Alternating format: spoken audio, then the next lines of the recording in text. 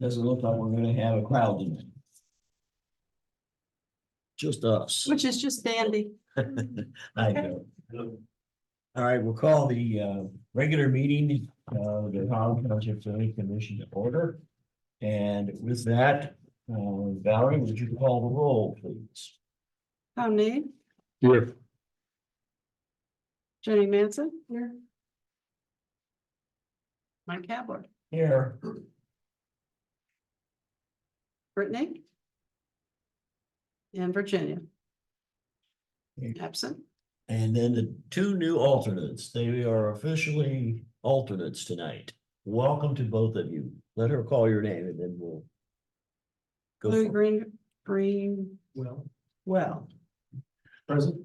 and Molly. Here. All right. Thank you.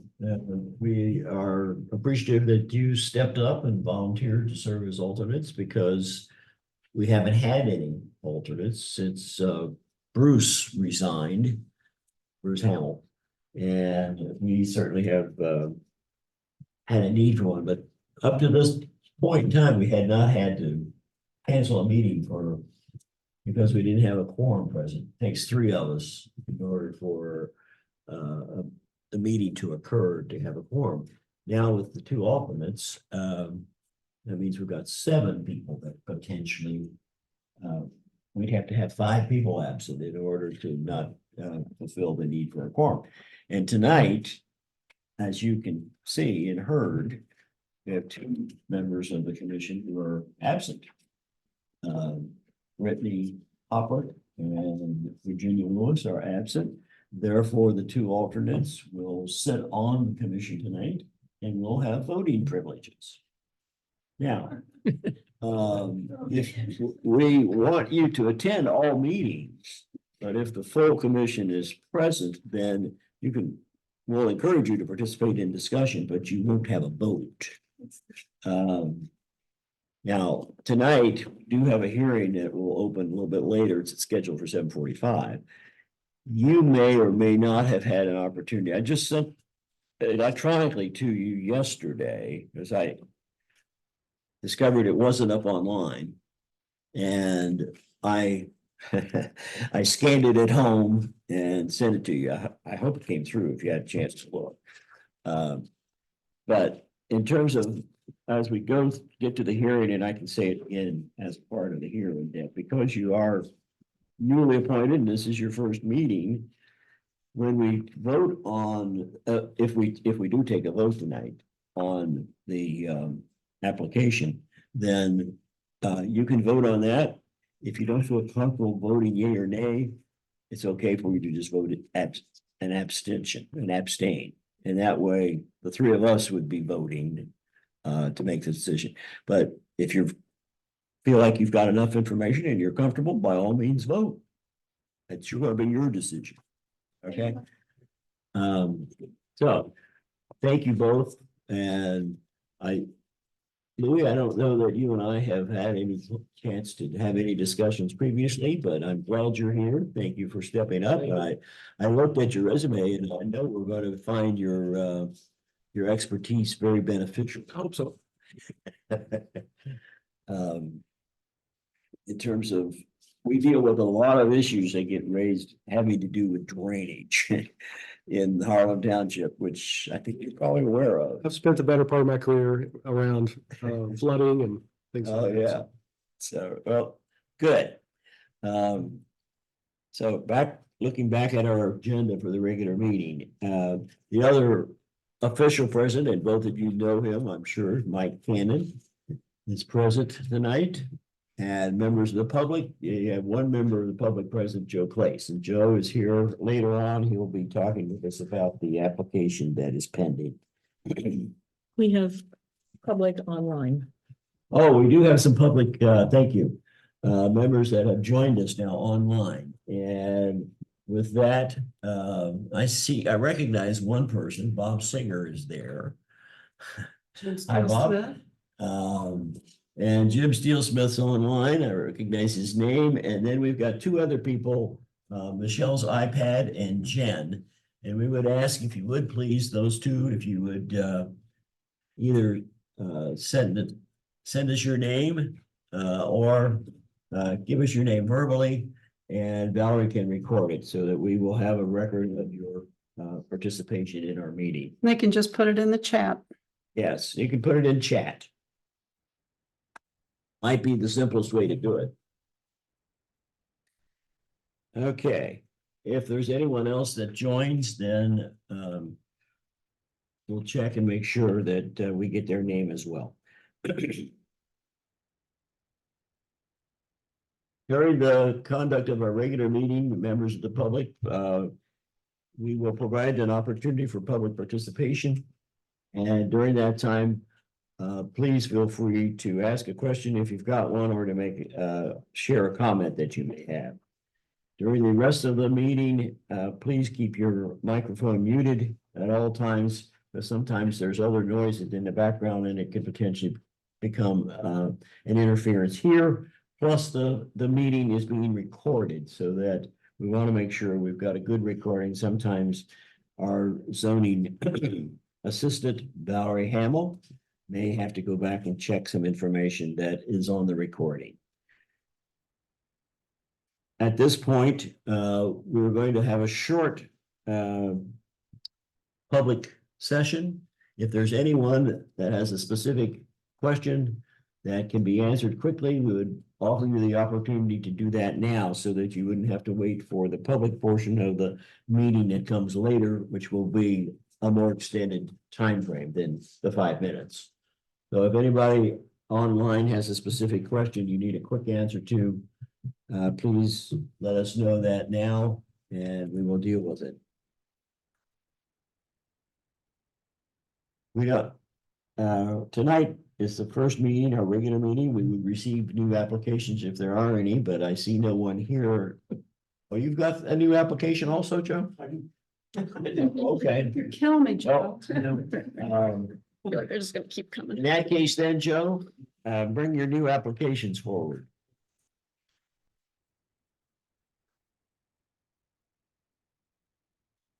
Is that one application, or? It is just one application. So you've got the original and 12 copies. Right. Correct.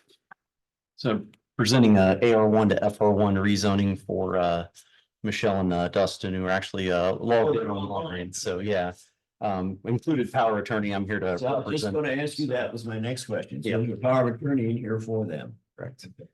Yep, we're just looking to get scheduled. I did, based on regional planning's recommendation last, we did include a development plan in this one, but otherwise, everything that's on your checklist. So, We don't have that being videotaped, thanks. Okay. Let's see. So the acreage to be rezoned from AR1 to FR1 is 6.809 acres. correct. And have you submitted the 2 checks? We have. All right, Valerie, so you got 1 check for the base amount of $1,200. Correct. And then the second check should be 165 times 6.809. Let me do the math real quick. That should be 1,123.49. Okay. Did you do the math? Thank Yes, you. I did. Yes. Thank you. All right, in terms of setting a hearing date for this application, members of the commission, I June guess we could get setting it for our first meeting in June, more than 20 days and less than 40. That would be June 3rd. That would be Monday, June the 3rd. And the application number. Valerie, the number, HTCC. this will be HTCC 2404. Now be at 7:45.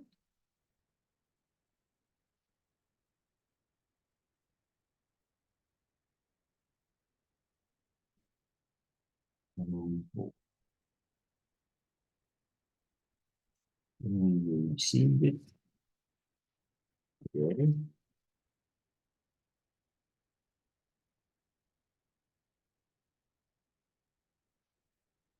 And the hearing date is going to be 6/3. 24. Yes, 7:45, you already Thank you. said that. Mhm. Members of the commission, is that date and time acceptable to everyone? Yes, would be. All right, You need a all right, motion. Joe, that's been accepted. And we have the hearing date set. You don't need a motion for that. No. Okay. Valerie, what did you say the application number was? HTZC 24-04. All right, thank you.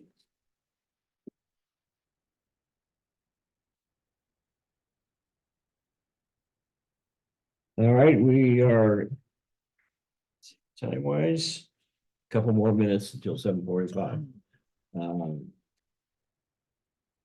Reports, Mike, do you have anything that you want to share here tonight? I do not. I do not. Okay, well, thank you for coming. Hey.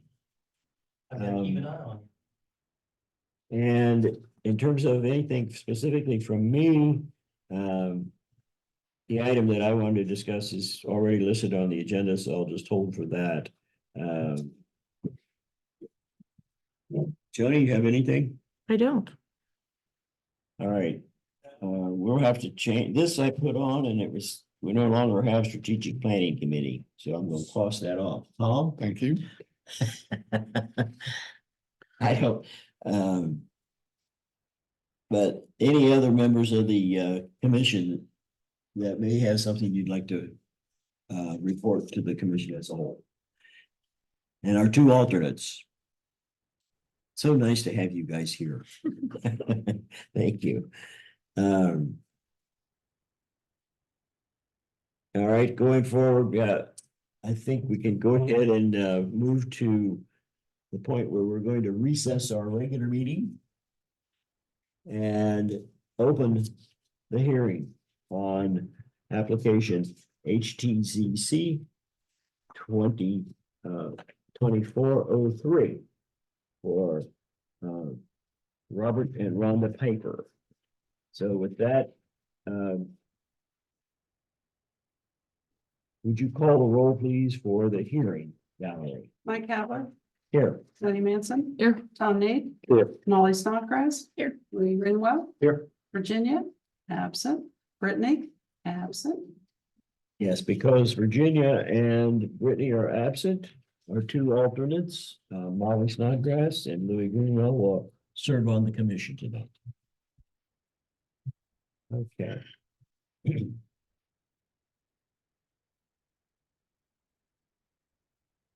We'll start the process by, let me just briefly indicate that in terms of the procedure that'll be followed for the public. Public is primarily online here tonight. Let me just quickly introduce the members of the commission again. I'm Mike Kavler, the chairperson, Tom Need, member of the commission, Joni Manson, member, vice chair of the commission. Molly Snodgrass is an alternate. She's serving on the commission tonight. And Louis Greenwell, alternate, is also serving on the commission tonight. Just briefly, the general rules and procedures we will follow. Commission members will comment and or ask any initial questions. During this time, there will be no public participation. When that's finished, the public will have an opportunity to comment and or ask questions. And during the time that the public is open to comment, we would ask that you, if you're, well, there's no one present. So if people online would like to participate, that's fine. Just let us know and we will provide that opportunity to make sure that you have that chance. At that time, please give your name and address so that our zoning assistant can record it. Please be brief and factual. Please do not bring up a point or question previously addressed and or asked. Remember, only one person can be heard at a time, so do not interrupt the speaker and do not carry on your own conversations while an individual is speaking. If there is a group that wishes to be heard, please have a spokesperson for the group to address the commission as a whole. The purpose of the zoning commission hearing is to determine if the zoning application contains all the required information. If all the required property owners were notified. If the request meets the requirements for the proposed district, and if it conforms to the township comprehensive plan. We do not expect and do not require specific detailed plans regarding a change from AR1 to FR1 that would specify individual lots, driveways, septic systems, or surface water drainage. However, that information is sometimes included, but it is not required. Rezoning involves multiple steps and agencies. Our hearing is the first step. Our recommendation goes to the township trustees. If approved by the trustees, then the applicant must go to, and most of the time they've already started the process of going to the county health department for septic system approval. Delaware County Regional Planning Commission for plat approval. Delaware County Regional Planning Commission and County Engineer for driveway location. County Engineer and Soil and Water Conservation District for drainage. And finally, the Township Zoning Inspector for a zoning permit. When the Township Zoning Inspector or Director, in this case, Mike Cannon, he will review all the approvals from the other agencies and the site plan for size, frontage, and setbacks. And then he can approve a zoning permit. When construction occurs, the property owner must provide the surface drainage that complies with the plan and does not increase water flow onto a neighbor's property. If anyone has a concern after construction begins, you can contact Mr. Cannon and he will refer you to the appropriate agency. Okay, at that, then we're ready to move forward. Valerie, would you please read the publication notice? Public notice, the Harlem Township Zoning Commission is being asked to consider the following. Robert J. and Rhonda J. Piper, 1764 Green Cook Road, Sunbury, Ohio, 43074, is seeking a variance to rezone 2.608 gross, 2.178 net acre plot from AR1 to FR1 at 1764 Green Cook Road, Sunbury, Ohio, 43074. Parcel ID 316-140-01-020-000.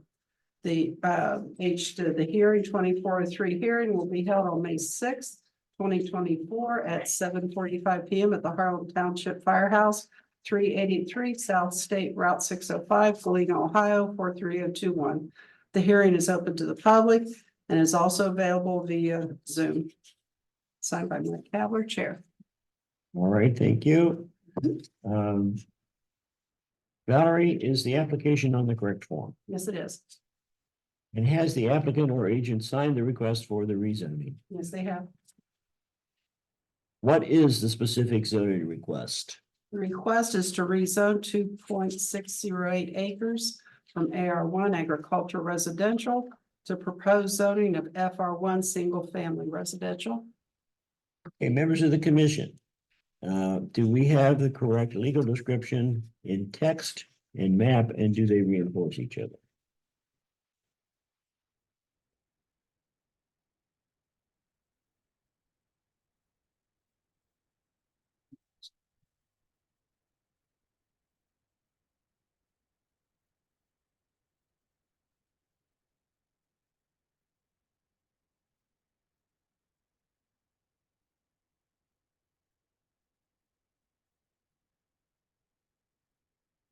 When I reviewed it, I didn't see any discrepancies. They do. It was a little tricky. For a couple of reasons. Little tricky. The aerial didn't actually have the location of the portion to be rezoned marked on it. So I had a little difficulty matching it up, but with the other form, but eventually it became clear where the line should be. And then also, I mean, the text description and the original, the survey here do match. I did find the additional drainage easement survey a little confusing. Mostly because it seems to have the same scale, but if you line them up, they're clearly not the same scale.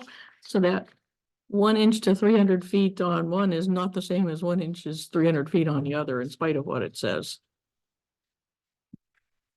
And I think you can see that most clearly when you look at the Piper property just to the north of the subject property.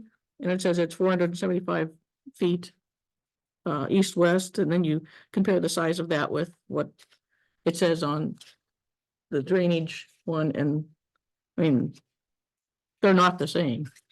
So- The drainage easement was subtracted from the gross acreage. And Yeah. I'm assuming that this drawing then represents that. In Yeah, terms of the, because it shows the acreage on here. sure it does, but I'm just saying that for a surveyor to have made this kind of mistake is a little odd. Says it's this size, and this says it's this size, and you line them up and they're exactly the same. Same amount of space, but clearly this is not the same as this, the scale. So that's a little disappointing from your surveyor. I see what. Which two drawings are you looking at? So this drawing, She's comparing the drainage easement survey exhibit with the property so the very last page. survey. Yeah, yeah. exhibit. It's the survey exhibit 2.608 acres. Being compared to the survey or the drawing that shows the drainage easement. Yes, you're saying the scale on the drainage easement is incorrect? One of them is incorrect. Yeah, it I looks think like, it's It looks that like- one. yeah, it looks like the one that drainage was one looks- recorded, yeah, doesn't match. Is it possible that one of these was a larger, like 11 by 17 and reduced to a smaller size? Possible, but that scale would reduce with it. My guess is the drainage easement that was recorded was on the scale. Okay.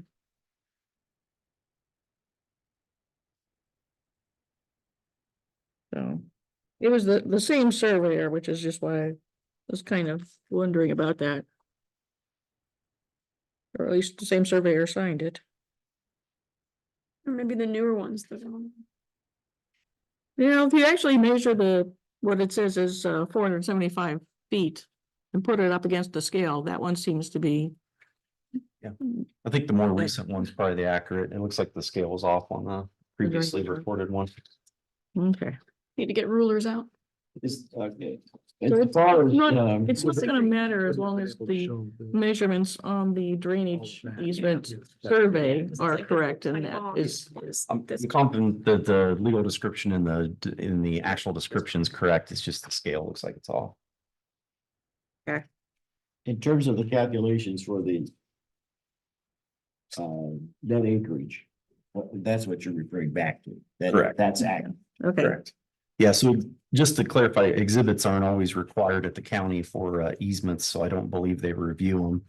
Right, well, it's not, you know, we're at this point not necessarily requiring a survey Sure. that would show it either, but we are requiring that you determine what the easements are in terms of the amount of acreage that's involved, so we can deduct Yeah. it to get to the net acre. so you do have that. Yep. Yeah, I'm confident in that. Yeah, that's That's shown, and this really is the Okay. only exhibit that we would need. Yeah. Survey exhibit showing the 2.60 acres, and then it shows the calculation on here for the net acre. Mhm. Okay. Then the next question that we would go. Let me, Go ahead. it was brought to my attention that the Marathon pipeline runs through the Piper property. It does. And it runs either just south of this parcel or It does. close enough where it'll have an impact on it. Yeah, I have a overview if that's helpful to the conversation, I can pass that out. I'll pass it through. That's the marathon easement is identified with a red line. And the easement boundaries are identified on this scalable map that I've prepared, but I'm confident in the scale of this one.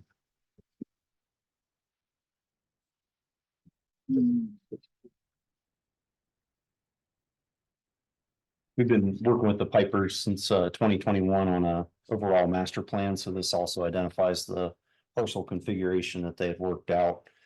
They've been taking down a couple parcels per year and they're almost done, but this kind of shows the entirety of their master plan. So the red dotted line embedded in a gray background, that's the marathon. It is, correct. Yep, it actually crossed lot 8 that we previously rezoned, but it does not cross this lot. Right.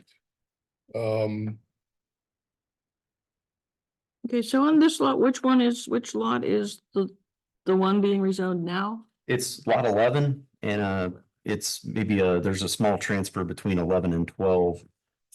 So it includes some of 12 as well. Okay, because I wasn't seeing anything the right shape. Yeah, it's actually it would be lot 11 with some of that adjoining area to lot 12. We need to transfer some property to lot 12, which is why we're a little over on the net acreage. Mhm. And then the lot acreage that's showing on what you just gave us is not the lot acreage that we're rezoned. This was previous to the survey, so Right. just providing it as a master plan for what's going on. And that the blue cross hatching is the drainage easement. Correct. Actually, it was the original planned drainage easement, but this was before the 20-foot easement got recorded. So it actually, the recorded easement follows the specific tile in the field. This was my conceptual based on the aerial, so this don't follow this from the actual alignment. It Mhm. actually, as you noted, it actually crossed further south. Where it crossed on Green Crook, so you can kind of follow that it's got more of a jagged look because of the way they identify the location in the field. Right. I mean, with this new map, there's no access to Correct. Yeah. cross it to lot 11. Well, we can cross the drainage easement with the drive. It's just, yeah, it's not. Well, so it's a clay tile that crosses the field there. But yeah, I wouldn't say necessarily expensive. It's pretty deep tile, but their goal was to retain access and they wanted to make sure that that parcel had some additional acreage, lot 12. So that's why we laid it out the way we did. Do you know how far the edge of the marathon easement is from the actual corner of the parcel that we're rezoning? I do not. Because one other thing that was brought to my attention is that the easement is 60 feet wide. Correct. The pipeline is buried somewhere in that 60-foot easement, not necessarily down the middle. Boy, Marathon usually wants 100-foot east. The documents I saw show 60. Okay. I'll say this is 100 foot. It's what's depicted on here. Yeah, I understood it to be 100 foot. But that there's also a requirement that any living structure be at least 50 feet from where the pipeline is actually buried. Okay. So if it's buried on the edge of the easement, and you still, even though they don't have an easement on it, you still can't use that 50-foot buffer to the pipeline. And I was just wondering whether that had been taken into account. I hadn't personally taken that into account, but I will say the rear setback should cover that for a lot 11. At least primary structure, secondary structure, we can identify that on the development plan as far as a secondary setback. And are you planning to develop to the south of the drainage easement or to the north of the drainage easement? Where's the house location that we had previously discussed would be in front of, so it'd be south of the drainage easement. Though septic will be on the other side of that drainage easement. Okay, so the house would be closer to the road Correct. and Well, I say that with the idea we don't build the house, so Right. we lay out a building envelope and depict where we'd recommend the construction, but from a feasibility standpoint, they can build in front of the drainage easement. And then the septic, the reason why I'm providing this primarily is there were some questions at regional planning about feasibility. This green is the Paloma soils on this property, which is part of why you'll see these parcels taking on a pretty unique configuration. Yeah. So I'm providing that more to show you that the soil tests that were completed were along that northern property line, a lot 11. And there's area being preserved there for septic on the north side of the drainage easement. that's in the BEA area. It's in the BEA, correct? Yeah, the Bennington soils. Can you not have a septic in PWA? You can marginally, but it's a silty clay loam, and it doesn't allow percolation of the ground as well as the Bennington does. So the system sometimes would have to be raised as like a elevated leach or a mound system. Not to say that they won't have to do that on the other area, but it's more suitable, so we try to make areas available. Harlan Township's generally wet, as I heard mentioned earlier. So we try to work with making sure that there's a reason why this isn't divided up into 2-acre lots in its entirety. But that's why the 2 acres was identified where it is because there's some decent ground to the north on that lot that could be used for septic, and that's why it's identified that way. Yeah, well, and before, I mean, as you move the process forward with the health department, Mhm. you would get a certificate from them that you would bring to Mr. Cannon, if this were approved, Correct. before he would issue the permit. Correct. Yeah, as part of our typical lot split review, we'd make sure that the soils are suitable for construction. And I think our evaluation here, Larry Tornis did the soil test. I think he was looking at a 3 to 4 bedroom house, so that's what we'd be evaluating the site for. But it has to go through a health department review as part of that lot split process that would help identify. And that's partially why we didn't identify the transfer between lot 11 and 12 yet. It's because we want to make sure that review is complete before we have that surveyed off. But ideally, it's an existing house on lot 12, and I'll say that my client's daughter now lives in that house, and they're looking to preserve some rear yard outside of the house. That's why there's a little notch there, is to allow them to build a pool when and if they ever decided to. That's why the lot line takes a little odd configuration. As well as I understand their son lives here, and they had a survey off a walking path across the back of this property to allow them to travel without having to walk along the side of the road. So they've got a nice path to get from one side of the project to the other. So that's why it That takes. was gonna be one of my questions, Yeah. like, why is there this skinny thing that goes like all the way around? I knew there were going to be some questions. That's why I brought the Mhm. master plan, so you guys can at least understand why some of the things were done the way they were. So you're saying that's an internal walking path? It is. It's not, It also allowed for preservation of the tree line to the north or to the west, but it was primarily to allow a walking path from one or maintenance path from one side of the property to the other. They still are going to retain lots 1 and 2. So lots 1 and 2, that's where they have family living as well. how wide is that walking path is already? The It looks majority like is it varies. 13 foot. And that was laid out of majority so they could get access with a vehicle through there. But or a side by side or some type of maintenance vehicle. But I believe some of it got widened to 20 foot where the trees actually came into the property a little bit more. So is the notched property, you were saying how this notch in lot 11 or 12, whichever the way you look at it, was being reserved, and that was going to be part of lot 12, right? Correct. Their interest That's is, still the case? yeah, there's about a 0.15 acre transfer that they'd like to occur to lot 12 if it's practical with the lot split. But this lot configuration is what's being proposed for the rezoning. Yeah, so that's the area being rezoned. Lot 12, as it sits today, is already rezoned FR1. So we just excluded it from this request because it was already zoned.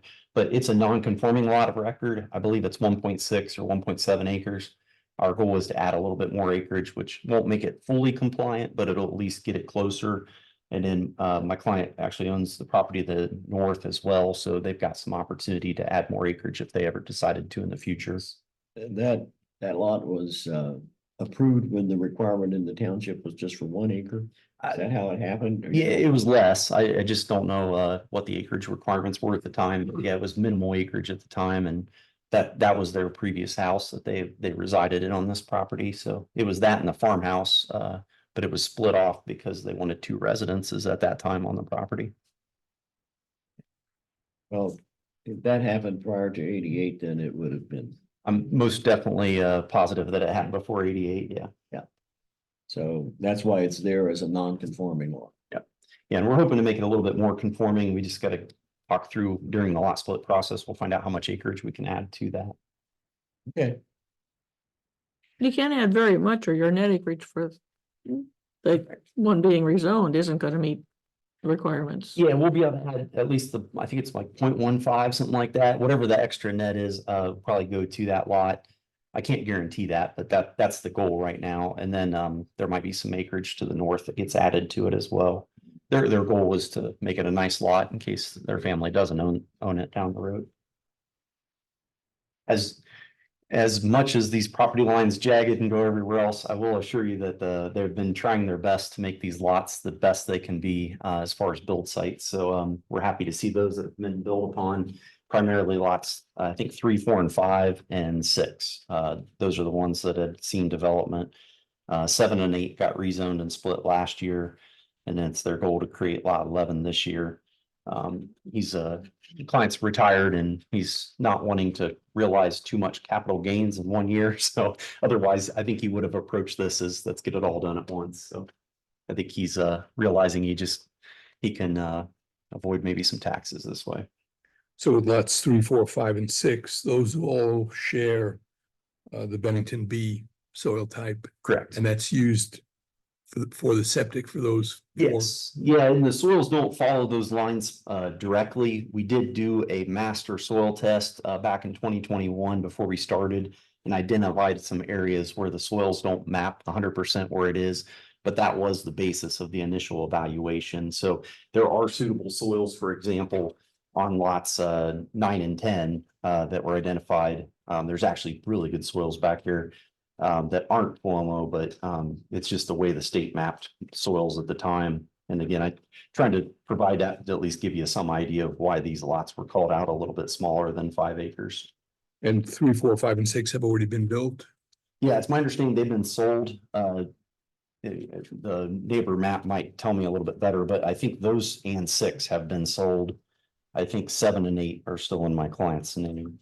But you don't know whether they haven't actually been built on yet. I believe there's a house on 2 in progress. 2. Yeah, they're in progress. One of them's been in progress for like forever. It's like they're like doing it themselves or something, and That might be lot 3. Trying to think of which one they did. All right, thank you. And I'm going to move forward with the notification to the property owner. Valerie, were the notices all sent to all of the adjoining Fosterville property owners, and were any of them returned? Letters were sent to 29 adjoining, next to, etc., as provided. 1 was returned because of an incorrect address. And that was promptly resent to the correct address, and that has not been returned.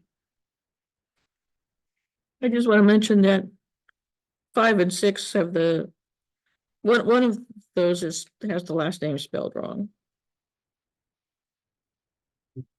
So they probably should be the same. One of them has an H and the other one doesn't. Which is the correct spelling? But they were both delivered, neither of them were returned, correct? I don't know that I can tell you which one's correct off the spot, but I'm sure one of the 2 of them is correct. Yeah. As long as they were delivered to the property owner. Well, I went to the address of Yeah, that they're both at the same address, correct? Could I ask which one got returned? it was Givens. in New Albany. They're having a home built Oh, on Green Cook, but it didn't have an apartment number. And that was the only reason it got returned. And he immediately notified me that he had been notified of being mailed the letter. It wouldn't, so. Okay. I got the updated. So it's Park Circle North, apartment 103. thank you.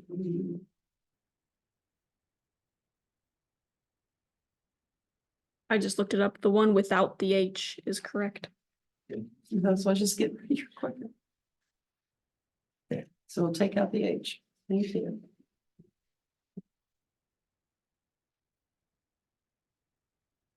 We will cross out the H on the original, and Joe, if you would, then come up and initial that page for us.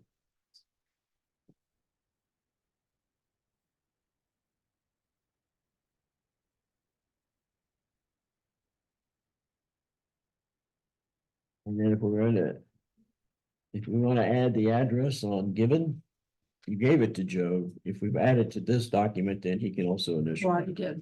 I Okay. got ahead of myself. I went ahead and initialed those two. Thank you. We had efficient use of a few steps up there. For the folks that are online, since there's no other public present here in the room, are there any signed and notarized waivers for non-notified property owners? There are none. Members of the commission? Any other errors noted or any questions? Yeah. Have you now met the requirements from the regional planning office? It's a unique request. It's a little new for them and for the township. As far as submission of a development plan, the requirement was originally presented to me that we would have to have lot split approval. Well, before you go any further, let's go ahead and get that information into the record. Okay. What is the recommendation from Delaware Regional Planning Commission? Valerie, do you have that staff recommendation that you can read into the minutes?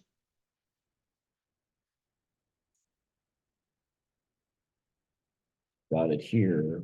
And I'm not sure. It's on page 15 Oh, thank you. of the minutes from the Delaware Regional Planning Commission. Staff recommendation.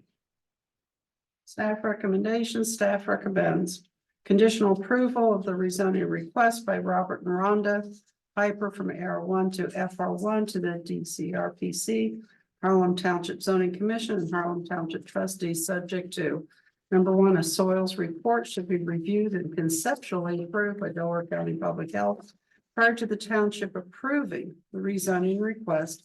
And two, due to drainage issues, a development plan showing a home site and other features, including any potential drainage easements, should be provided to the township during the rezoning process.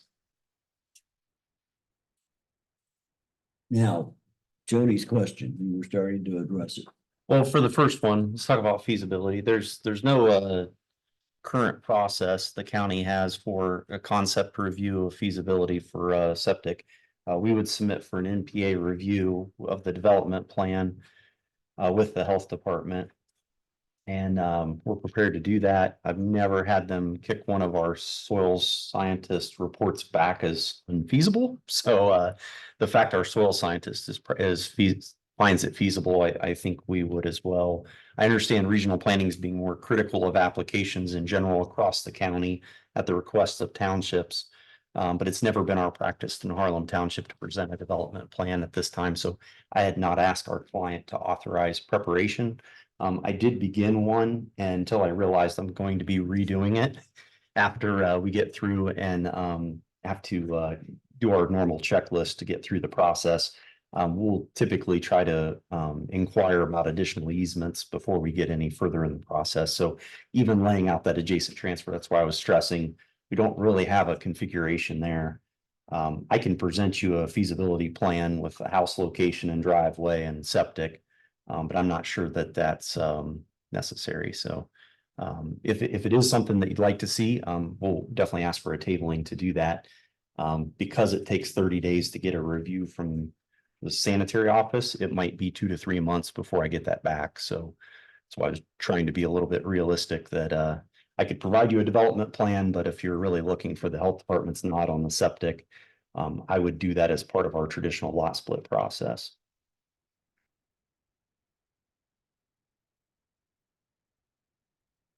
Well, this is a recommendation from the Delaware County, and it's a conditional approval. In other words, basically they're saying it's approved. They would recommend approval, but this would still be something that's needed. And it would be needed Mhm. before he would issue the permit. Correct. It'd be needed before we get his signature on the lot split. Lots. Yeah. And it would also be needed before regional planning signs off on the lot split, but I'm not sure how we wouldn't have applied so early if we would have known that regional planning was going to make that request of us. And I'm not sure about the way that they're wording this now. We try, in terms of basically saying prior to township approving the rezoning request. We've had that come to us one other time that way, and we went ahead and approved. It's because it's With the not idea. a lot split. I mean, that's something that they handle. Yeah, Why is it being put down? I talked with Joe about this before the meeting. I guess some other townships want Delaware County to become more involved with their Yeah, lot splits for some reason. be stricter in And maybe they general, do yeah. lot splits, you guys don't. You guys do zoning changes. So why they're wanting you guys to get involved with lot split items, I don't know. Because we wouldn't approve that anyway. That goes to them. They make sure all that happens before it comes to me. And I look at it and say, you got this, you got this, you've got everything that's on that regional planning that they've requested as conditional, and then that I approve that. That's has nothing to do with the zone, so I don't know why they're getting involved with that. Well, I will my take, perspective, it's not an issue in terms of whether or not we would recommend approval of the zoning request. I will tell you, I It don't, does control, I mean, it does make a difference in terms of whether the permit is finally issued. Well, whether I approve the actual lot split that Delaware sends me. Right, that's what I'm what saying. Can be conditional, yes. Has nothing to do. So what is your understanding of how they're trying to do this? so I think there was a lot of confusion at the regional planning meeting in general. I tried to bring it up without, I think this dialogue is a lot more personal because they have a member of 30-some board members. So there was confusion where people were even saying recommend denial because it was an incomplete application at the meeting. So we quickly went through and at least got staff's recommendation, but it was my understanding from staff, there might have been concern that they thought the drainage easement predated us, but we created the drainage easement. I think they were thinking it was a predetermined constraint for us, but we strategically placed that drainage easement to make sure that tile was being protected before lot 6 got split. So I had contacted staff and asked for the opportunity, once I saw the staff report saying they were requiring lot split approval from everybody before it was done. And just asked for the opportunity to talk to them, and in return, I got a little bit of leniency on the staff report. But I do understand it's not as much about our application as it is they're just trying to give township more comments. So that you have an opportunity to review more comments. So we have no problem providing it. I will say it's going to take a couple months to get that back to you if you feel it's necessary. It's always, excuse me, it's always seemed to me that this hearing is the first step in a long process. It is. And they're kind of flipping it on its ears and Yes. saying, well, yes, you've got to be first, but you can't make any decision. So how can anybody else make a decision if we haven't decided to allow a rezoning or to recommend a rezoning? I will say that I do have that this lot in particular, I think is more of a problem for me when I looked at it. What I don't want to see us do is to rezone a 2-acre parcel, roughly 2-acre parcel to FR1. And then have it turn out down the road that it is an unbuildable parcel. Sure. Because the real estate professionals Mhm. will sell it as a buildable parcel. Sure. And we've rezoned it as a the assumption is it's a rebuildable parcel because we've rezoned it. And in fact, it may not be. Well, we can't create the parcel without us doing everything they're asking of us. The rezoning has really no effect on this acreage, unless it's being split. The real question for me is where we draw that line between lot 11 and 12. they didn't have the pleasure of seeing my master plan. So I tried not to take their recommendation personal, because again, we didn't have really, they submit their staff report a day before, so I didn't really have a chance to sit down with them and explain. But I think they've been asked to be more critical, and they were more critical. It just bred some confusion at the county level. So, and obviously here as well. But I would say that we can't create an unbuildable lot. I think they're trying to treat this application fairly, which I appreciate that compared to other applications that are filed. What I'm trying to demonstrate is we've been working on this project since 2021, and it's very strategic where these property lines are placed to make sure that they both comply with zoning and all of the other review agencies. So I'm very confident they're buildable lots. We wouldn't be standing here, and my client wouldn't be spending money trying to go through this process. And following up on Tom's comment, that's what I stated at the beginning, we're basically the first step. I mean, they wanna, before they'll take any action, they want it rezoned. So it's a catch-22 if we follow their recommendation. But aren't they asking for conditional approval? So we can approve the zoning based on these conditions being met, and if they don't get met, That is And the correct. zoning doesn't We change, can do it the same way. Yeah. In terms of those conditions being met, then it's approved. And they have to demonstrate that they have been met, they will demonstrate it. It'll go forward, our recommendation would go forward to the trustees. And I will say that there's no conditional approval in the world of zoning for straight zoning districts, though. So just to be honest, if you recommend approval, goes to the trustees, even with conditions, the trustees approve it, it takes effect 30 days later. The conditions really met after it takes effect. The first signature we have to get is Mike's. We can't get Mike's signature until the zoning takes effect. So there's no way I can get a lot split approved before I get the zoning. So that was the call that I made to regional planning saying, what are you doing to me, or putting me in a true catch-22? I do appreciate they softened it to this feasibility language, but we've never went through a feasibility review with the health department. It's always been a part of our lot split review process. So we would feel most comfortable following the same process we've always followed. Because otherwise we're delaying the lot split process eventually, because we'll have to wait for the zoning to take effect before I can gather any signatures on the lot split. Since we start with you. Now, in the future, though, you may need to look at doing some of these things that they're requiring, We submitting that sort of thing to us. the other one we submitted tonight, I gave you a development plan. I'm openly going to start doing that, whether you want to review them or not, just because I understand the nature of it.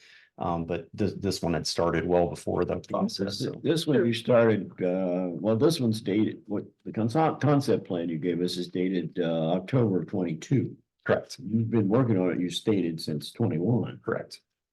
I think the initial rezoning you guys heard was in 21. But we have nothing that requires you to do that for us, so whether that's something. But it did. I don't even know whether legally we can do it. Yeah, I did bring the master plan, and I'd be happy to bring what I can do to present to the trustees to show we've done some progress in the lot split process and feel confident. I think to get out of line and go to the health department and apply before we have all of our survey data back would probably be premature, just because we're going to have to repeat that step again after the survey comes back. Mhm. And even though Mike would give his approval or his signature, once we approve it, or we recommend approval, the trustees approve it. Correct. Goes through the referendum period, you can sign off on it, but it still comes back to you at the end of the process for a final signature. Yeah, if it doesn't conform. And if it at that doesn't, time, yeah. It doesn't get my signature. Right. It's almost like Delaware County has put a cookie cutter approach on the fact that a few townships have went to them. And for whatever reason, I don't know what their reason was behind wanting this much in-depthness. Maybe they don't do it the same way we do. We don't need that. It just muddies the water for us. Because it's clear, you guys do the rezoning, goes on to Delaware County, they do the approvals, comes to me, does it fit into it? Does it fit into the zoning? Does it fit in the comprehensive plan? If yes, it goes. If not, turn it back. And it's almost like dumping it right back into the resident's lap and costing them a lot of money, because for them to come to him and have him do all that pre-work before it came to us, and we said no, that person would still be the bill. Yeah, my suspicion is that there were other townships that had a problem, such as the one Tom said, that they ended up with unbuildable lots. Yeah, I know there was some litigation, so I don't necessarily want to get into what I understand, but I do understand that some townships had some issues because they turned something down that regional planning had recommended approval of. And it was used in the court case that regional planning had recommended approval, so they were asked to be a lot more critical. And in fact, if something's contrary to their comprehensive plan, they will without a doubt recommend denial, no questions asked. So just something to be aware of, I guess, in the process. But it wouldn't have a night like you were stating up there. They may have had buildable lots, but why? Because even if you guys approve zoning and he takes it up there, if they say it can't be built, they send it back to me and say, well, it's under 2 acres now, Mike, or there's no way to put a septic system in there, Mike, or this. It's gonna be turned down by me. So there shouldn't have been a lot approved. Now, does it happen? Yes, I'm sure it does. But I think our system is such that it should not. And honestly, I'd be back here with another rezoning request because we'd probably be either adding acreage to this rezoning or trying to reconfigure lots. If he can't create the lot, he's gonna want to find some way to make sure he can do that. So we'd be back here in front of you if it's proved not feasible. We'll clean it up. So lots 11 and 12 would both be zoned FR1. Correct. And the boundary between the two is kind of fungible. You can move it wherever you want. That's between the owner. Oh, yes, between those two, it has to still meet zoning, so we'll have to bring it in. Right. Make sure we got the required lot frontage, make sure we've got the required area. We can add to a non-conforming lot but we can't take away from a non-conforming lot, so we can add to lot 12, but we're not gonna be taking acreage away from it. To And- make this yeah. practical. And most of the surrounding lots are AR, large enough for AR. Correct, yes. So they're not gonna be rezoned. His interest was to preserve most of these agricultural land himself. He just wanted to make sure he had a master plan that he wasn't getting in the way of himself when he's going to split this property.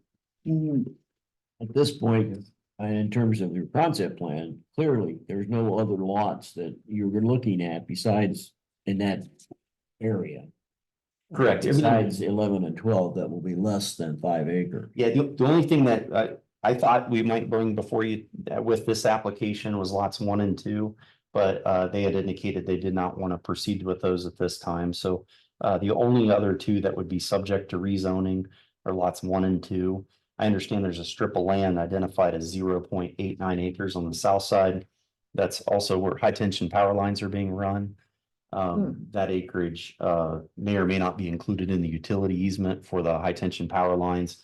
And it was just identified separately. Right now, it's a part of tract 13, lot 13, because that entire perimeter trail and the acreage 0.89 is all included together.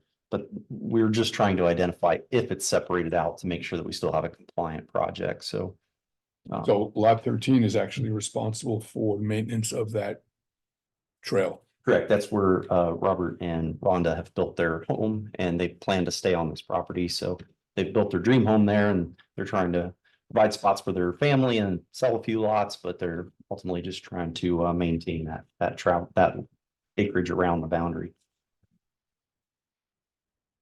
It's not as straightforward as you think, so that's why I brought the map. I thought when you looked at the parcel map, you might get a little confused. So other applications are usually a lot more straightforward than this one, but. Okay, well, at this point, I haven't opened up the discussion to the public, so I would like to do that.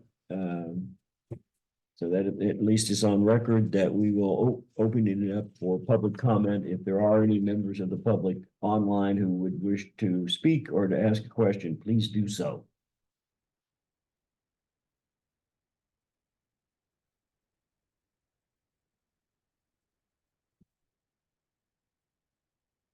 I'm not hearing anything from anyone. If your mics are open, you should, by speaking, we should be able to hear you.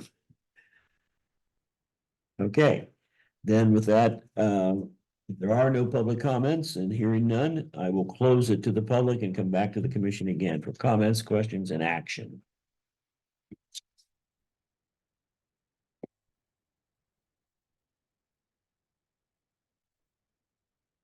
Does the commission have any other further questions?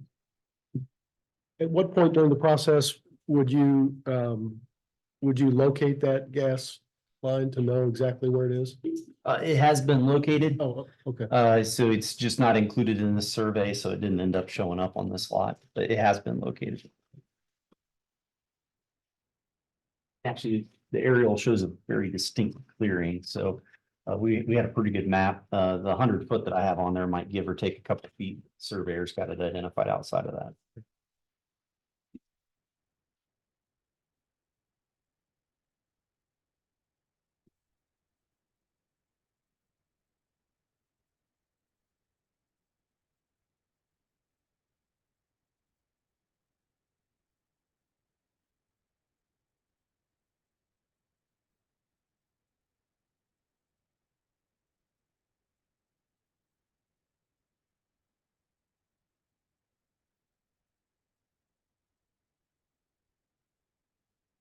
Joe, I'm gonna ask you another question. Well, the comment that they put in here, which is kind of, I don't know what the intent is by this language, so maybe you don't either. Because they say should be reviewed and conceptually approved.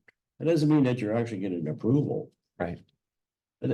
What does Delaware County Health Department have that, some kind of a process for that, the conceptual approval? They have a feasibility, a lot feasibility review. That it's $100 compared to the $250 that we pay for the lot split. It takes the same amount of time. That's the only thing I can think is that they're talking about, but it would be an added step that we've never taken before on any project in Delaware County.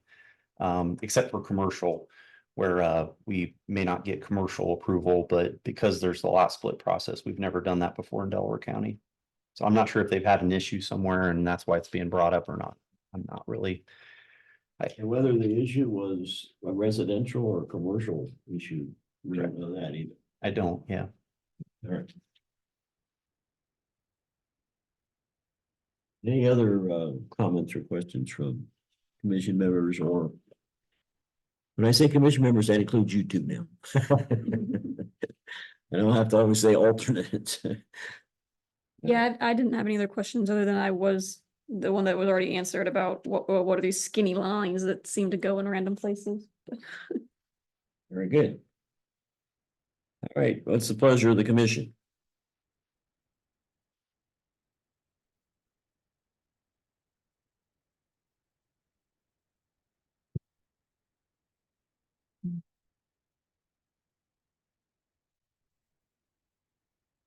Mr. Chairman, inasmuch as application HTZC 24-03 conforms to the intent of the Harlem Township Comprehensive Plan and appears to meet all applicable aspects of the Harlem Township zoning resolution, I move that the Harlem Township Zoning Commission recommend to the Harlem Township Board of Trustees that said application be approved. All right, thank you, Joni. Is there a second? I'll second that. Motion and second. All right, moved by Joni and seconded by Tom. That application TC 2403 for Rhonda and Robert Piper be approved.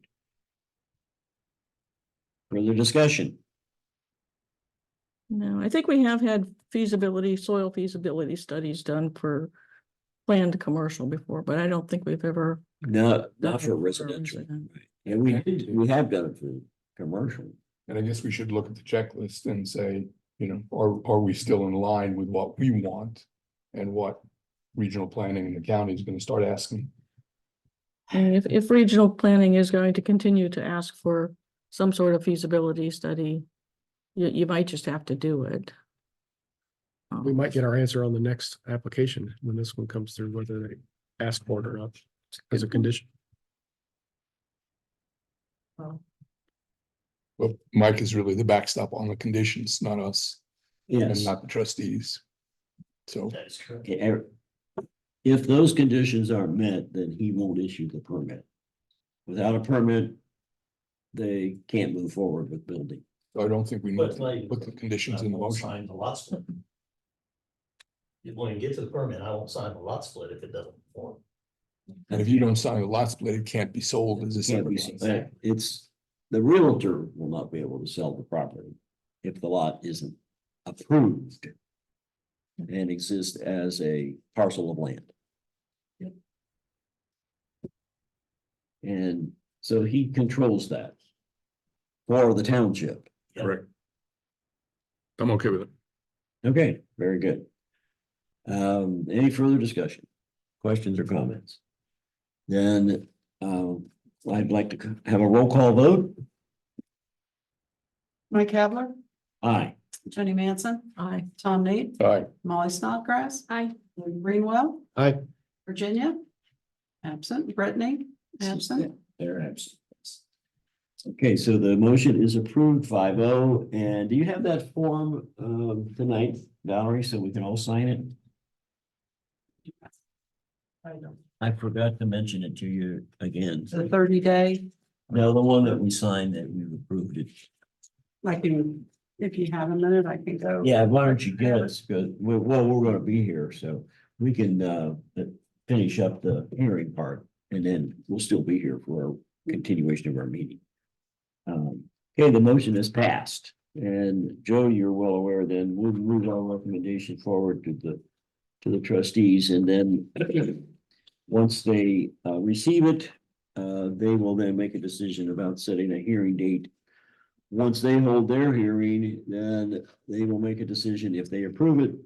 And within 30 days after that, if there's no referendum filed, the lot approval becomes legitimate and everything can move forward. If there is a referendum filed, then everything gets put on hold until such time as that goes onto the ballot for the members of the community, the township, to vote on it. So the anticipation would be that we will move our recommendation forward to the trustees. They may in fact be able then to set their hearing date at the meeting. I don't know whether they'll be able to do it on the 15th or not of May. I don't mean they'll set their hearing date.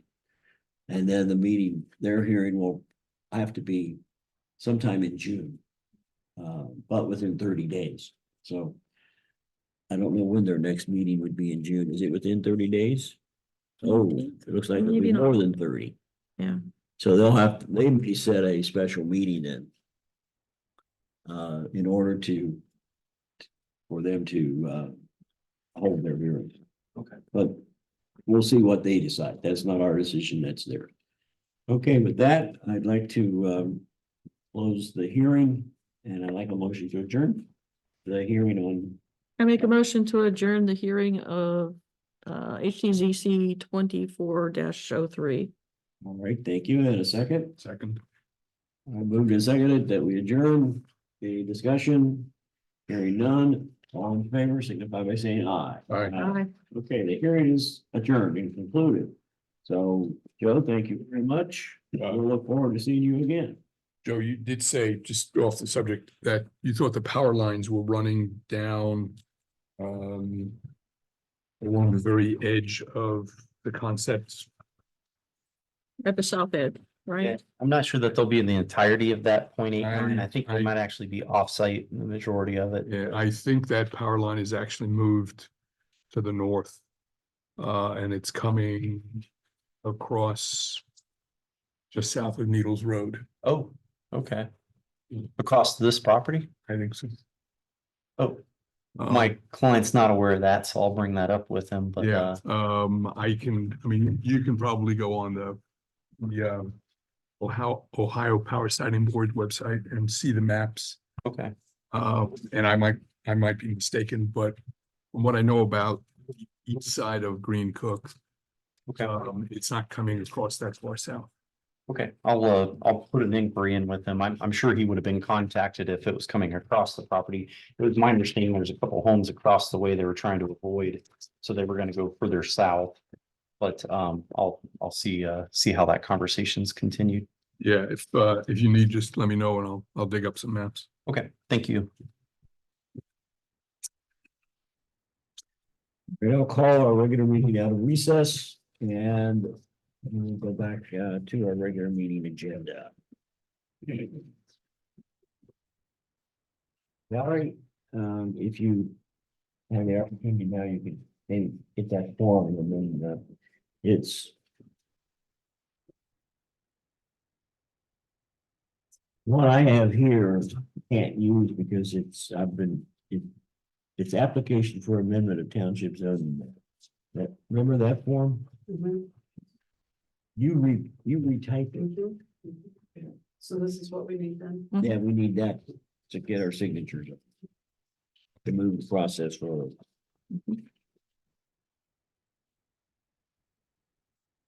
Okay, back to our agenda.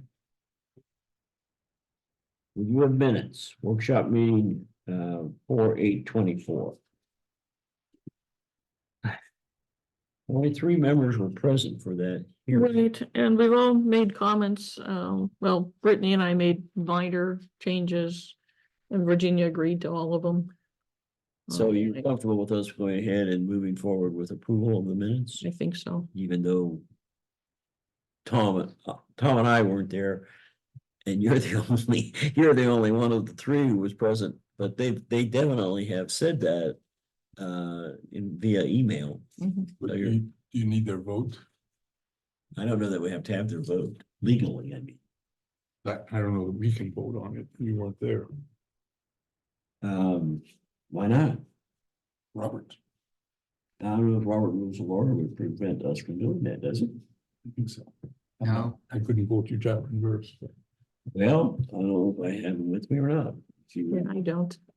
I thought about that ahead of time and didn't bother to look it up.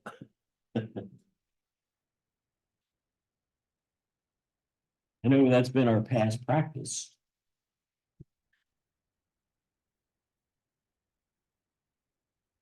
They may not have brought me. Well, we can look it up online. I mean, everybody's seen them. I didn't bring a computer. I have trouble with my phone getting online here. Well, we can always wait and approve them next week. Yeah, unless they don't show up again. I don't have my Robert's Rules of Order book with me.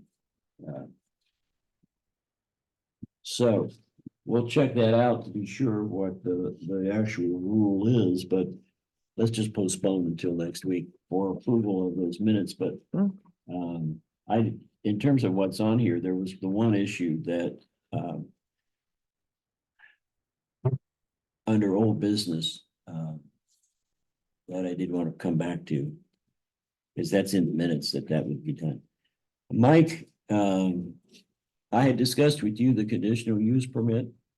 The fact that we've got it as a statement to that effect, that we have that as when it comes to a conditional use. And you indicated in our conversation that you didn't see a problem with creating one, because currently the BZA doesn't have that kind of a permit form. So the reason for us, I mean, we're not going to deal with it other than the fact that in terms of the revisions that we're doing now with Article 7 and 8, if there's conditional use, it says that, upon approval of the Board of Zoning Appeals, and there's language that in the past, it was worded that nothing can move forward until the permit is issued by the zoning inspector. So what we're gonna do is we're gonna take that letter that we send out. Talking about that when we have a conditional use and BZA approves it, they've got 30 days and they'll get a letter that says it's either approved or not approved. We're gonna take that letter, that's a printed form letter that goes out to them, and we're gonna add on to that letter.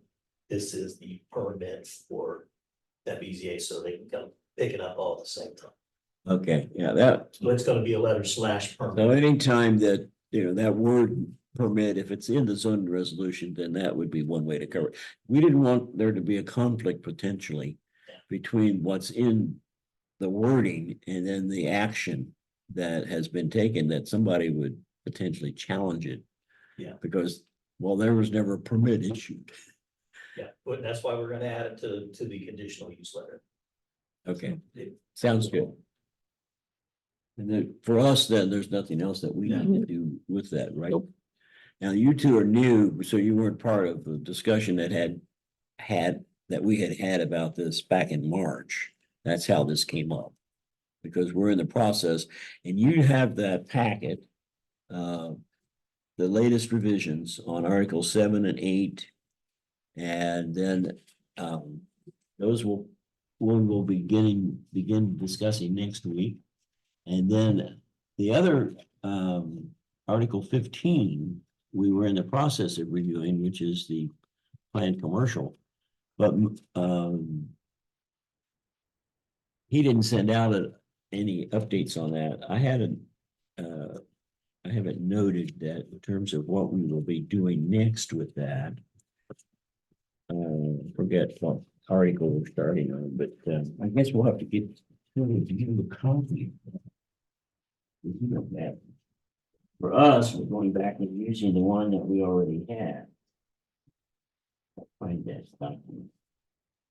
And this is like the ongoing work you've been doing with the guy from regional planning? Yeah. Mhm.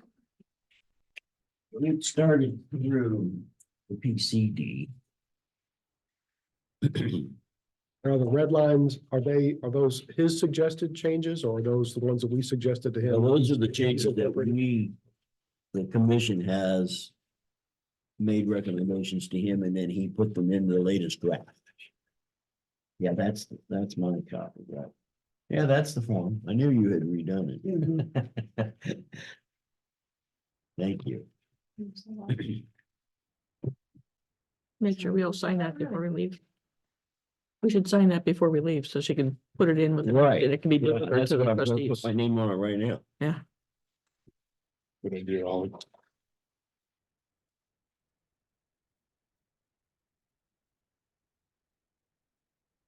Six, I'm filling out the form here. Approval.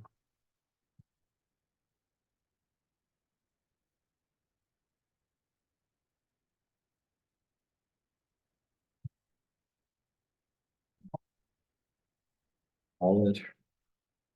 However, you'll need to fill in the top of the form. Application HTCC. 34. I don't remember the date that we used. It's April something. We received it April 1st. 4/1, Yeah. okay.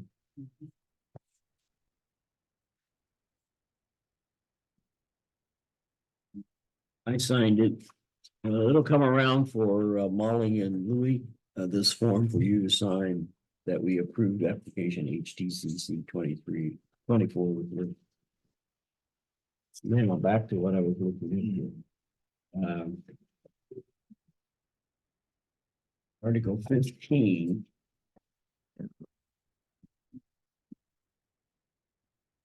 We started through Article 15 and we stopped on page 1507. That's as far as we had progressed as a commission.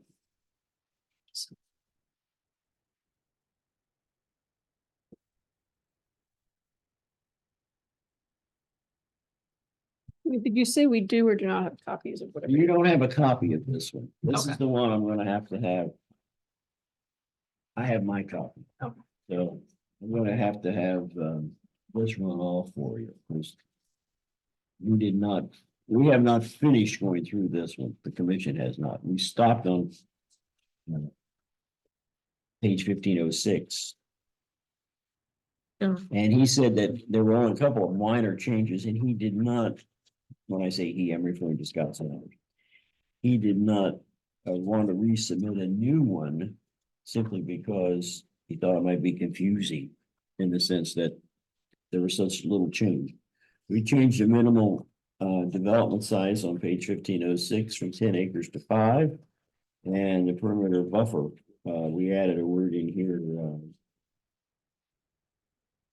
to minimize, I'm not sure, anyway, the wording was changed there just slightly. Those were the only minor changes. I could have him, well, if I give you this one, this has got my notes on. Can I just make a copy? You have a copy? Yes. You can make a copy of this and go ahead and give it to them, even though it's got my notes on it. It's the same. The language that's in there in red are the changes that we're making. So according to my notes, we're starting at the top of page 1507. Correct, yeah. That's what I have too. Start on page 1507. May 13th. Okay.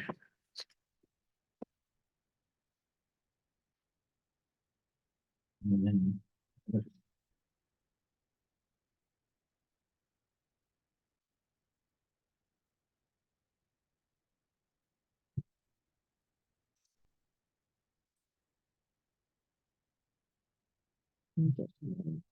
So we have a new Article 4 and a brand new Article 20. Right.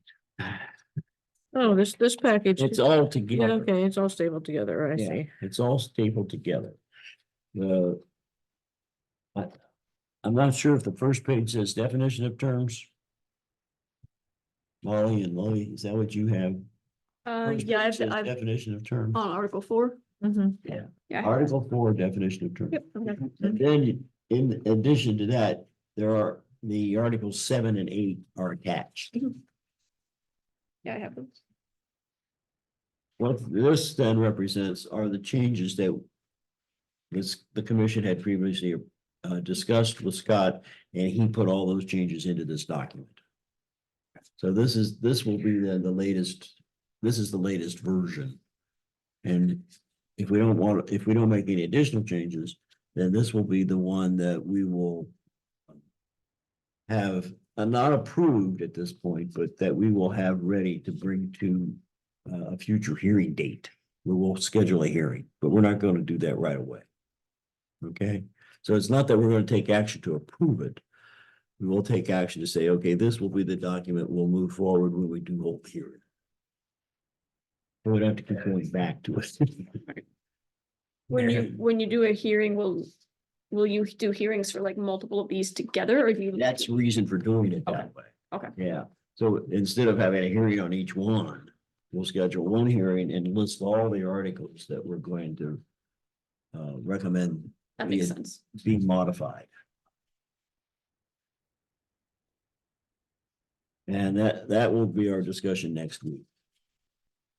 So in addition to this, then the PCD will also be one that we will then continue to move forward.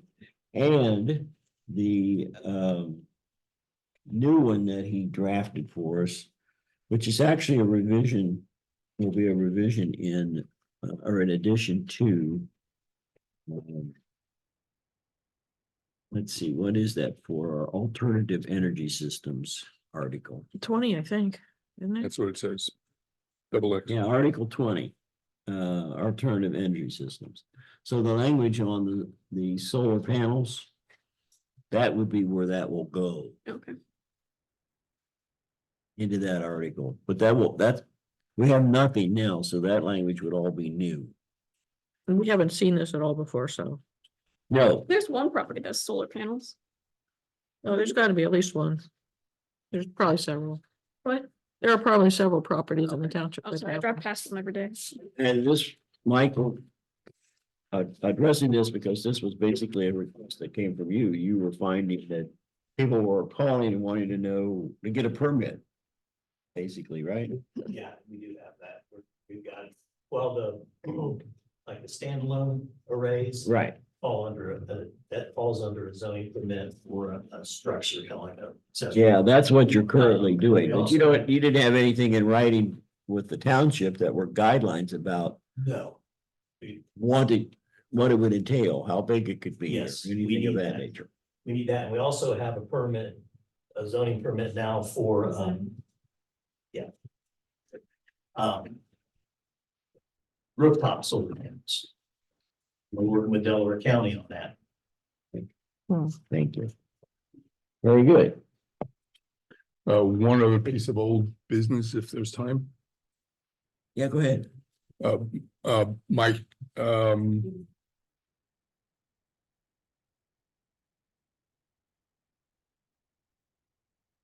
Go ahead. I'm sorry. so the new text of AR1 and FR1, as far as I can tell, basically removes flag lots as a separate side lot, rear lot. that it's no different. Yes. So every flag lot, if it's an AR flag lot, it's got the AR setbacks. If it's an FR, that's good. Yeah, and the only difference now between AR and FR, I think, is in the back setback. One's 80 and one is 50. Look at that, but I thought. Yeah. That's the way it reads now. And the side setbacks are the same for AR and FR. The front setbacks are the same. It's just the depth of the rear lot. Okay. And I would say, you know, when a question comes up, if it's your decision on what is a front lot and what's a side. Where the house is oriented, where the lot is shaped, where the road is, up to you. Got it. Address.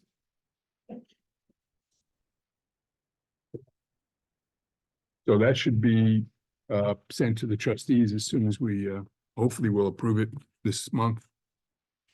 With the new language. Now, whether that's in time for what you're working on now, but it at least gives you direction. If it has to go through the BZA, you know what the resolution will say if the trustees accept it.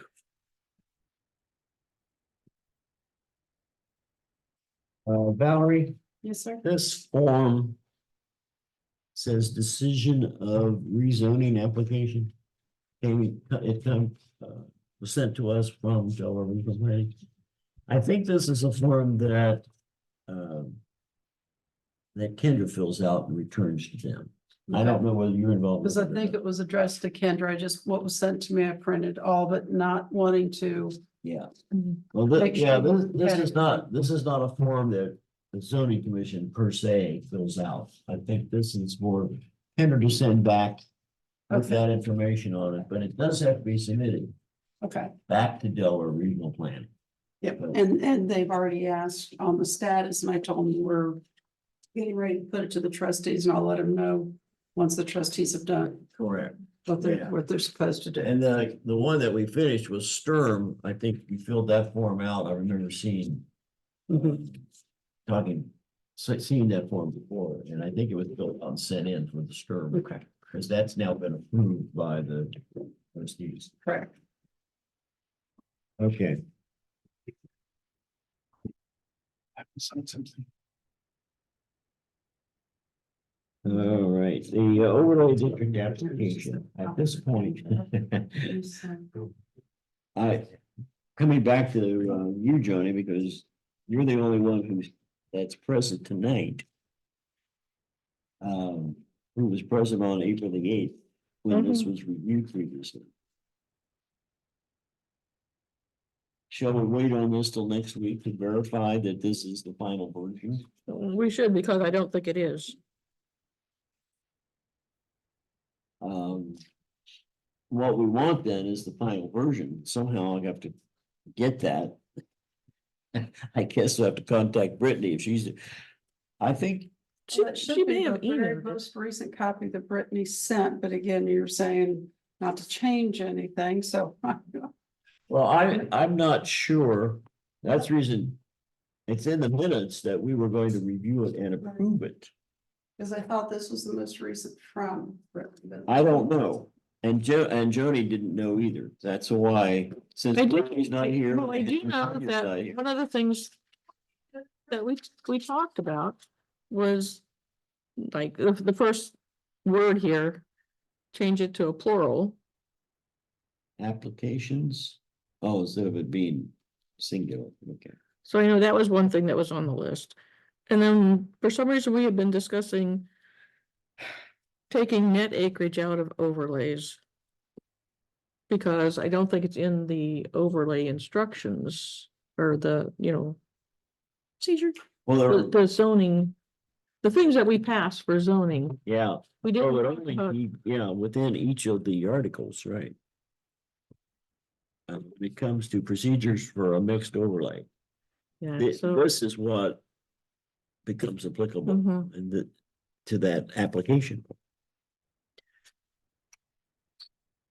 We don't have a set of separate procedures anymore. Right, We just refer to if it's a mixed use overlay right. or it's a But I don't think we conservation have overlay. anything in there saying that we had to do net acreage instead of gross acreage on those. You know, So I think that's why we thought we probably should take it off the If form. there's no reference at all in these procedures, yeah. For the net MCD acreage, there's no reason to have it speak in to net. The CRCD doesn't speak to net acreage, because you're dealing with a different. You're trying to Yeah, create they're open different. space. And so you're Yeah. not really looking at each individual parcel. Right. So well, you- but then this form, the new application, overlay district application, we do for all overlay districts. There won't be a separate one Correct. for the PRCD anymore. Correct. So what we would need to make sure of is that this then fits all of these overlay districts. Right now, we've got 5 of them. No, 3 of them, 4 of them. We have 3 right now. There were 3 that came out of Strategic strategic planning. planning. We already had 1, so there's a total of 4. Oh, well, I right? guess that's true, because you have the one that goes over the like entire township. Yeah, because we had the planned residential conservation district was already on the books. Yeah, I kind of forgot about that one, because you're right, it existed previously, so I guess you're right, we have a total of 4 now. Okay. And this one was, the new one is adopted and it's in the book. Now, the other thing that Valerie will provide to the 2 of you that she didn't have it ready for tonight is this book. Oh, goody. I was wondering when I was gonna get. So that you will have all of the zoning resolution in print, so you don't have to always go back to online to look at it. But what's online from regional planning is what's in this book. We're trying to make sure that we keep them matched. Right, so whenever we update anything, we would replace our sections in our books, basically. That's exactly correct, yeah. Makes sense. But I don't know how long it'll, and maybe she's already got copies, or we'll ask her right This now. is the most recent from Brittany. This is the most recent thing we received from Brittany. Oh, okay, so that has been deleted on this. one. Yep, and it's got the S for the applicants. Okay, I just have a general question. go ahead. How, like, we're gonna be gifted or, all these copies of all this stuff. How long do we have to retain it for? Or just like at our pleasure? Once it's approved or once we move on from whatever is submitted? For your copy, that's up to you. Okay. The copy will be maintained in the zoning Okay. office. That's what I assumed, like, since there's 12 copies made, one of them is gonna be dedicated for like the public record, like, official storage. Right. And then any other copies that are issued to the members, it's just, I keep it as long as I feel like it's useful to me. Yes. Okay. Because what you have matches what's going to be on file in the zoning office, except your. Is there any particular way I need to dispose of it? Like, do I have to shred stuff? Doesn't Get a matter. V8 industrial size shredder, eat everything into it. Unfortunately, yeah, that's what I did with mine. I took them down to and shredded them myself, but I didn't do it in my little shredder at home. I went down to UPS and Yeah. used their shredder. Oh, do they have a shredder you could use there? I didn't know that. Yeah. I forget how they charge for that. Anyway, somehow, I think it's by weight. They weigh your material when you bring it in, and then that's the fee they charge you. Good to know. Okay, well, we've Got a got, fireplace? you still think Yeah. we should wait for this then, Joni?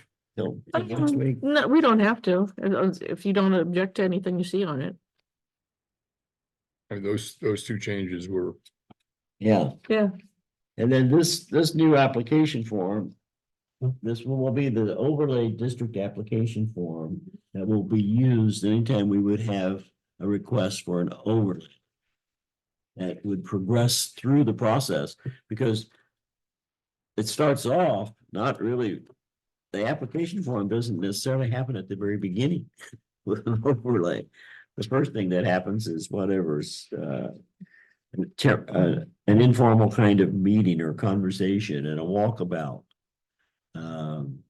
before the application occurs, because the application form says that a final development plan shall be submitted with the application. Well, And then you don't start with this. if it's a final development plan. Do you want to give Brittany the pleasure of introducing it next? I think Brittany and Virginia would just as soon we just go ahead and approve it and Yes. they don't have to see it again ever. Yeah, because I think that we spent about 4 months Yeah. at least reviewing this, and then you reviewed it again last week. I'll make a motion to approve the overlay district application form. Moved by Joni. Tom, I will second that. all right, it's been moved and seconded that we approve the revised overlay district application form. It doesn't have a number, but that's the title of the form. I think that's all we need. We don't necessarily have to put a number on it. Do you think we should, No. Joni? Yeah, Should we? I don't think the other one, version, Like a Yeah, version I number? think we have to have a date down here, yes. yeah, like the other. You know, like this one has permit applications, they always have. Revised, down at the bottom. So Valerie, would you put that, add that date down here at the bottom? You put REV. Is that what's on links? Yeah, REV. And then it's gonna be today's date. 5/6/24. And you want that on the front page, not on the back Oh. page. It's on the front. On the page, front page at the bottom. Bottom left-hand side. And then that becomes, I mean, that's gonna be today's date, because this is when we're approving it. Yeah. Okay, so I have a motion. And I will amend that motion to include that we will add the revision date to the bottom of the page. On the left, center, or right corner. Left, the same as Mike's zoning permit application has it. So So it's left adjusted at the bottom. Mhm. bottom left-hand. Okay. So we have a motion and a second to approve the overlay application form. As revised with showing the revision date 5/6/24. All in favor? Aye. Aye. I say aye. Aye. And it is approved. So officially now, it'll be a part of the minutes. that we Okay, approved it.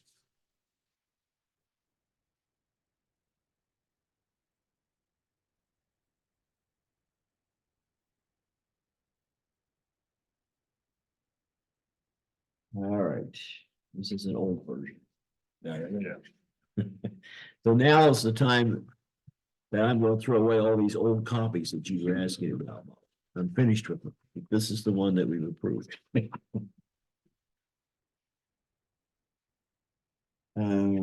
Under new business, I have one item, role of zoning commission and development of additional overlay districts for Holly Matty, Crossroads Community Planning. I have, since I had created this agenda a couple of weeks ago, since that time, I've had some conversations with both, Carl Richardson, and Jim Steelsmith.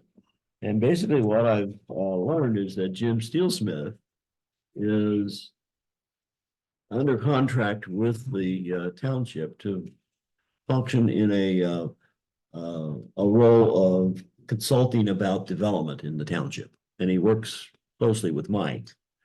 And I talked with Jim, he's going to come to our meeting next week. I told him we'll take 15 minutes so that he can talk about where they currently stand, meaning he and Holly, as they've been working on the overlay district. I know strategic planning had started working on another one, Mhm. and it's not central, Center Center Village. Village. I always want to say Central College. Mm. I almost did it again. Center Village, overlay, but it's an overlay for parts of the northern part of the township along county line. I don't know what the Oh, Or sorry, name, along Trenton. Along Trenton Road, Trenton Road, okay. So it's gonna be the Trenton Road overlay. whatever comes to us. I don't remember because we had also discussed doing it as like Mike's shaking his head no. It's not gonna be called a Trenton Road overlay. Okay. it's gonna be added to one of the other overlays, isn't it? Well, that's what we discussed, but it sounds like she has some other ideas and she's gonna bounce it off, but they haven't even Okay, talked about it. well, in any event, that's why Jim's going to be our quote liaison, if you will, between us and Holly. Holly won't be coming in and meeting with us until such time as there's an overlay to be recommended for consideration for the township zoning commission to approve. Hmm. Person that she will work with primarily is going to be Jim Steelsmith and Mike, and then Jim will be sharing that information with us as we move along. So next week he can come in, and if you have questions, please ask him, because I don't want to answer questions for him or for Holly that I don't really have the correct answer for. So that is an ongoing relationship and a process that I don't know where the current overlay currently stands. Jim can give us an update on that as to how soon that might reach a level where it is in fact going to be in draft form that is going to come to us for us to then see a draft to provide some feedback on. But at this Yeah. point, we don't have anything to react to. And I think that part of the process has not changed, so that we're still getting a draft of an overlay district that we have to Right. That we will, adjust. we, the zoning commission, will take action on to move it forward as a part of the zoning resolution or make the recommendation to the trustees. And that hasn't changed. No, that part I know hasn't changed. It's just that we're not gonna be working directly with Holly in terms of crafting the language. At least for that initial draft. Yeah. Yep. Yeah. Okay, that's all I wanted to do in terms of bringing up. And as I said, Jim will be here next week. Public comments is the final item on the agenda. It looks like the public has all decided it's time to go to bed, except, oh, Joe hung around because you've got a public comment. Well, I just had a request. I know you and I talked about maybe scheduling a conceptual review or conceptual conversation about the mixed use overlay for some specific properties on Fancher Road. I just didn't know the exact process for that, and I didn't want to take too much of your time tonight, but I wanted to make sure in June that I was prepared based on what you guys want to see, if that's when we schedule something. Yeah, why don't you go ahead and fill everybody else in on the property that we're talking about, because you and I had that conversation on the phone. It'd be better for you to talk about it than me. Sure. So I was approached by Matt Bryant about potential commercial use on his property. But in conjunction with that conversation, I understood there was a lot of history as far as a prior planned commercial application that came in front of you guys. My discussion was compliance with the comprehensive plan and the discussion about the mixed use district that's ultimately an overlay there. In conversations, I realized there's a group of property owners that have an interest in collaborating their properties for a capacity study to see what the mixed use district might look like. So maybe two conversations happening, but side by side. So there's some adjoining property there that consumes over 100 acres. And they've asked me to put together, developers asked me to put together a capacity study on their behalf. And plan to bring that to you maybe for some discussion. Very conceptually, I didn't want to get too far along before we have a bigger conversation about what that might look like. What It's new to exactly me. do you mean by capacity study? So density, capacity, but also commercial, since it's a mixed use overlay. Just seeing what that might look like and understanding. In the past, we've used net developable acreage, but in this, just trying to take a look at what the development might look like within the confines of how your code's been drafted. Are you looking at using the overlay or not? Long term, yes. Some of the discussion was in the meantime, if there'd be appropriate rezonings to help utilize some of the properties, maybe in a capacity until sewer becomes available. So it's kind of a double conversation. But the planned commercial was what I was originally approached about.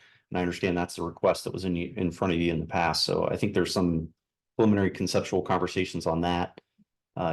He may choose to advance that to an application in 30 days, because I know 30 days goes by pretty quick. But at the same time, there's maybe some information we could pull together to take a look at there. But I think the mixed use, no matter what, we want to take a look at the mixed use overlay and how that plays in. And it might be something that intermediate uses, we've used planned districts before to say, until such things are developed, here's the rules that would be applied to this land. So it might be something that could all be accomplished with one zoning. I just need to figure that out.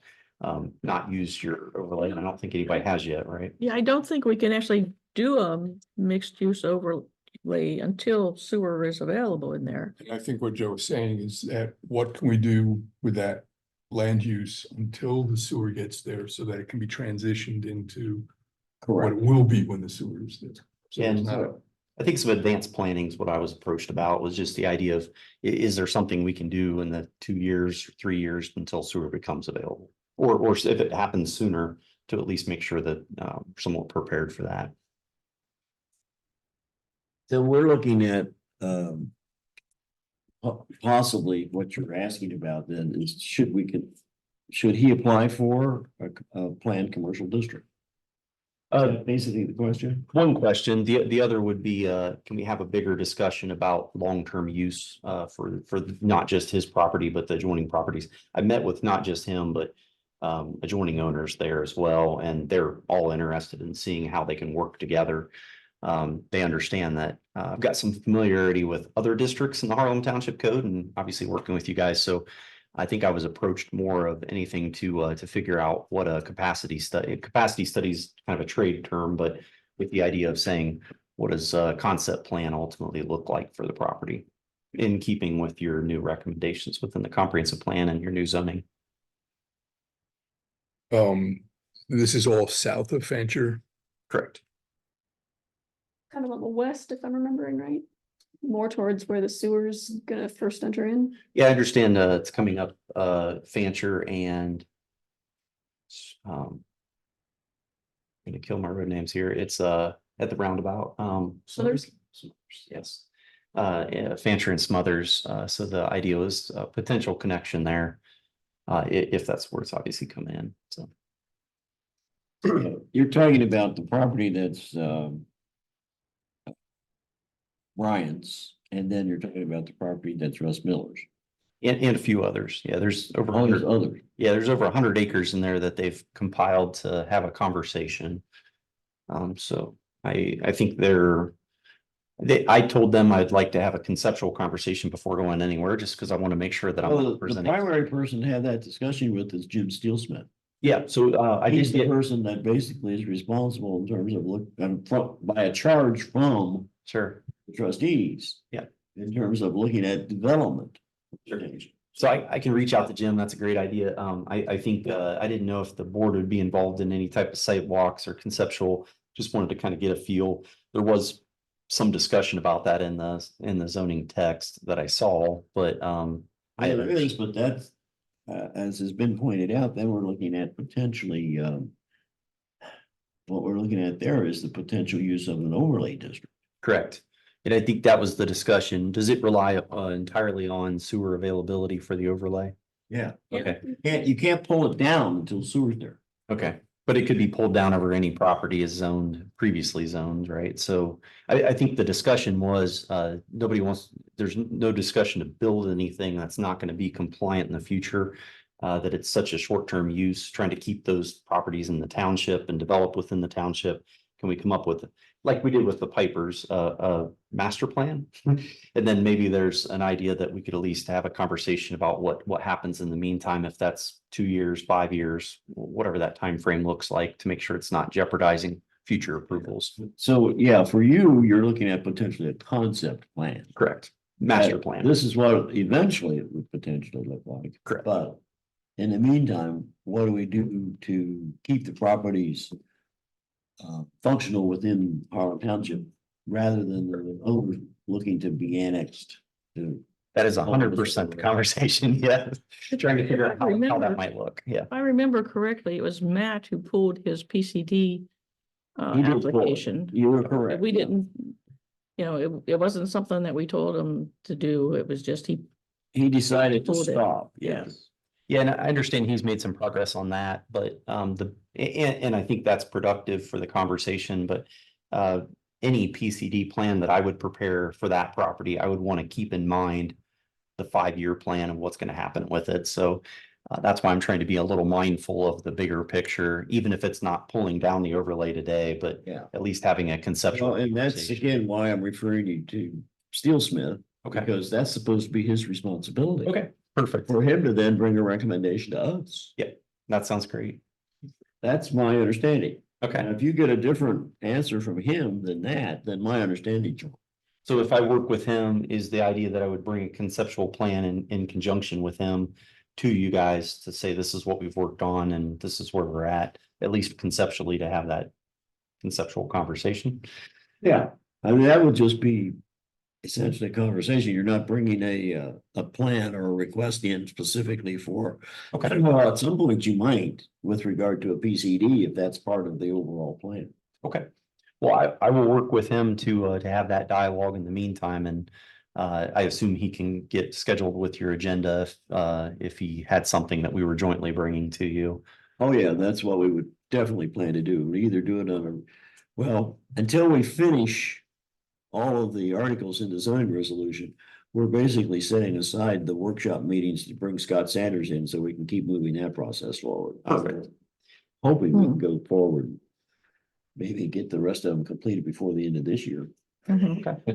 Well, I just didn't want to wait 30 days to come back and have that conversation and be ill-informed. So I am glad that we had the conversation. I'll reach out to Jim and start that process. Yeah, that's who you should talk with first. Okay. Now that I have a better understanding of what you really are, you're being more inclusive than Yeah. what I thought you were initially. Just trying to be a little bit more forward thinking about any proposal that you guys see, just to figure out how that would be held in conjunction with future use. No use even building a outbuilding if it's going to be tore down in 5 years. So that's my thought process, at least. Well, yeah. Why waste the money on the building if you're not? And your time and our time and For it in the future. Yeah, Yeah. but I think the current property owners also want to generate some revenue off the property now until the sewer is, and that's fair. Yeah. Yeah, I think there's multiple owners interested in what that looks like today. Yeah, so try to put something together. So thank you. I appreciate it. I'll plan on reaching out to Jim, and All right, I'm sure I'll see you around. okay, yeah, thank you, Chuck.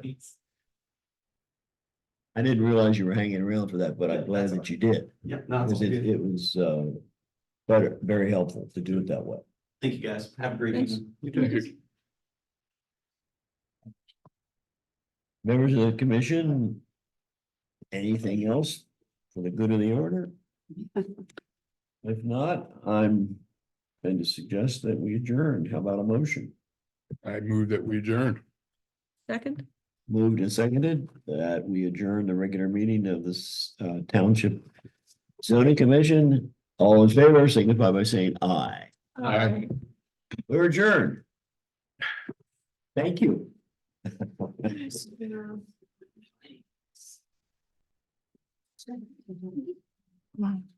Good. I'm glad we finished by 9:30. Let's see, what's kind of typical for how long these last? Is it about 9:30 Yeah, or take? between 9:30 and 10. Now, the Past my bedtime. workshop meetings. I always start announcing, okay, we got 15 minutes left. We're gonna adjourn at 9:30, regardless of where we are. Okay.